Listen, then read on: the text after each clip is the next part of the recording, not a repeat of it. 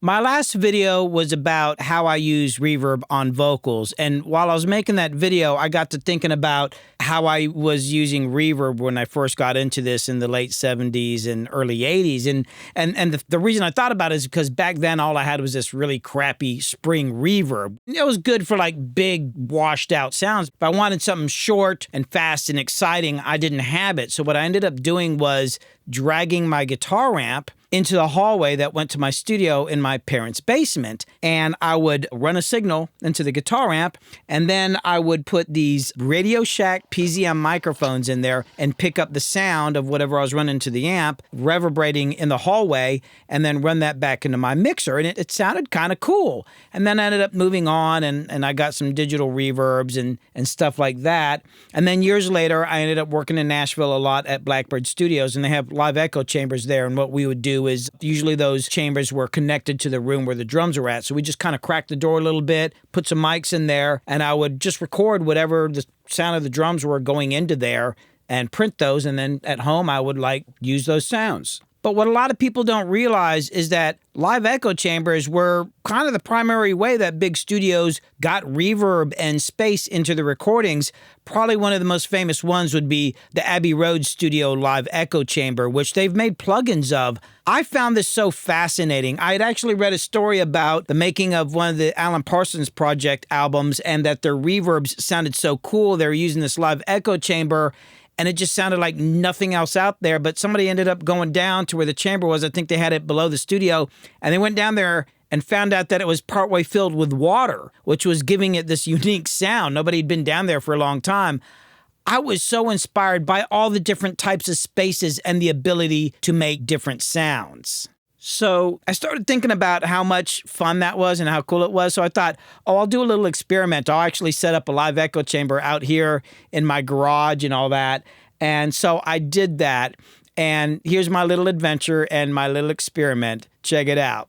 I'm going to try this on snare drum and vocals. What I start out with is making a return over here. And then from my snare drum, I send to that return. And that return is going to be sent out to the speaker in the other room. But first, I want to treat the sound before I send it out there. So what I did was, on that return, was add a filter. And this already tweaked out for the snare drum. I ended up rolling off a lot. I also took out a little bit of 2.8K. And then I also added a delay on here because I'm going to want to have some pre-delay. And I wanted kind of an older sound, so I'm using this tape delay emulator. But we'll get to that in a minute. And then I have to get the signal out of the computer. So the first thing I do is send it out to this converter. And what this does is it converts it from a line level signal to a guitar type instrument signal. And the reason I'm doing that is because I'm running into a guitar amp instead of something decent. And then it's going into this extender right here, which allows me to send a guitar signal long distance without degrading the signal. All right, so let's go look at my echo chamber. Come on.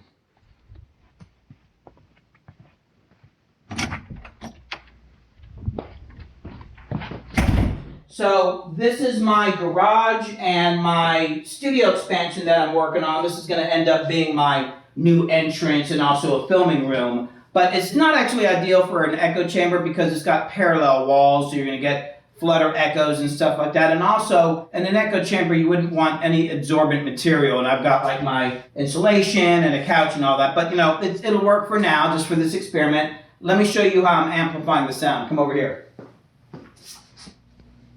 So I'm sending the signal out to this guitar amp. It's just the easiest thing I could put together. I actually had tried another amp and it sounded terrible.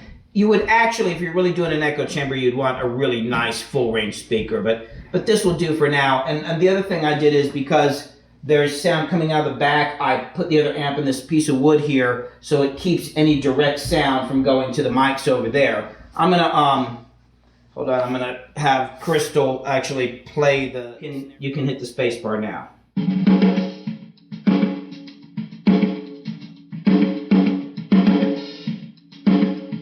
That's what it sounds like in here. Not amazing, but, you know, to tell you the truth, this actually sounds better than when I did this years ago in my old studio. I'm already ahead on that.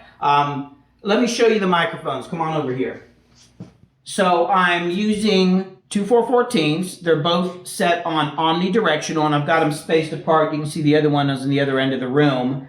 And I've also got two 57s just kind of here. I didn't actually spend a lot of time figuring anything out. Maybe I should have, I don't know, maybe could have pointed them another way. But this is where I'm starting. And then now the mics are run through a hole in the wall because I'm going to eventually run a signal in here. I just cut a hole in the wall for today, and it's something I got to do anyway. And they run into the other control room. And follow me in here, and I'll show you what we're doing in here.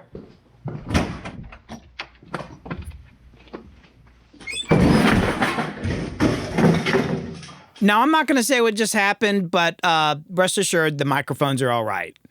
I've got the signals coming back in. I wanted to use the same mic pre's for both mics, but for a lot of reasons with the OBS and other things I'm using to make this video, I couldn't use my 4 mic pre's on the interface at the same time. I got the SM57s going into my Apollo Quad, just using some of the built-in mic pre's there, and I've got my 414s going into my Cappies, and then going back into Pro Tools. So let's check it out and see what these sound like.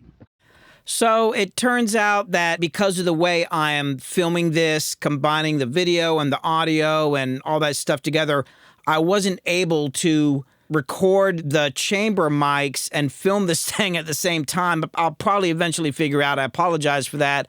I had to go ahead and record what I was doing ahead of time, and then now I'm going to show you that. Also, I'm turning up these reverbs a bit louder than I would in a mix, just so you can plainly hear what I'm doing. But check it out. Here's what I got. So here they are dry. Here's a reverb I have been using, which is this. Now here is the 414s from my garage.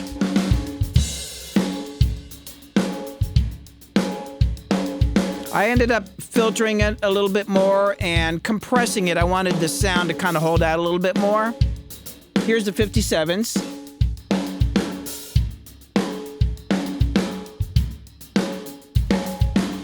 Now let's hear it in the mix. We'll start with the original reverb. Now we're going to do the 414s.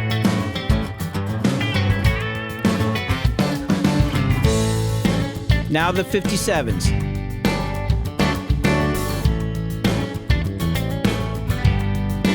You know, and then once I started hearing it, it's like, man, I don't like those 57s at all. So I went and replaced them with my TLM 103s. Here's the 414s. Here's the TLM 103s.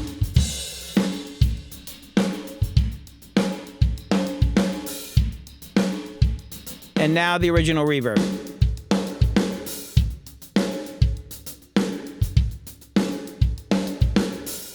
But I still wasn't getting what I wanted completely, so I decided to put a little delay on my send. And what I ended up doing was doing basically an eighth note and just barely blending it in. Here, let me solo it up for you. Here's the 414s with no delay on it.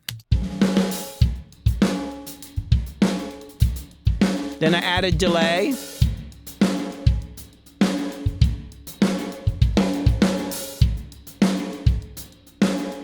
Cool. So let's hear that in the mix with the delay on the chamber mics.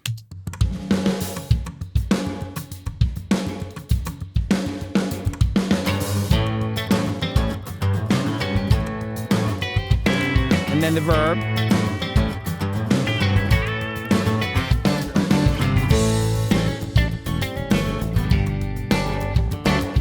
That plugin definitely sounds really, really good. It's very sophisticated sounding, and my chamber is definitely a little harsh sounding, but there's something about it I really like, and especially since I added that delay and the way it pops, it just gives it this cool liveliness. Let me show you what I did on the vocals. So here we are on the vocals. I'm gonna start with them solo first. Here they are dry. The warden made it clear he can always make the space. Here it is with the plugin that I use, Illegal which is just a built-in Pro Tools one. Here's a TLM 103. Popular opinion ain't really gotta say. And here's the 414. Some uptight suit up on the hitters gonna lock us up. And then in the mix, make us pay. Reverb. Down Country Road is still waiting for the boat. TLM 103. Even the prison God knows any day now they'll all be let go. 414. Down country road, ain't nobody done nothing wrong. Lord help 'em, I pray it not be long. It's pretty cool. But once again, I wanted the reverb to have a little pre-delay and a little bounce on it. So what I did was add this tape echo to the send out to the speaker. And I ended up doing something pretty short. I did 75 milliseconds and blended it. The mix is about the same as where I did the snare drum. So let's listen to that. Here is the regular reverb. The warden made it clear he can always make the space. TLM 103. Illegal smiles, orange jumpsuits, and chains. 414. The popular opinion ain't really got to say. And now in the mix, regular reverb. The warden made it clear he can always make the space. TLM 103. Illegal smiles, orange jumpsuits, 414s. and chains. The popular opinion ain't really got to say. Some uptight suit up on the hill is gonna lock us up in state and make us pay. Down country road is still waiting for the vote. Even the prison God knows any day now they'll all be let go. Down country road, ain't nobody done nothing wrong. Lord help 'em, I pray it not be long. Man, I like the way those 414s sound. They're just like, I don't know, they smooth it out. The other mics, like the TLM 103 and the 57s, kept picking up something weird in the high end. And like I said, I'm sure that amplifier out there is not helping, but those mics sound pretty cool.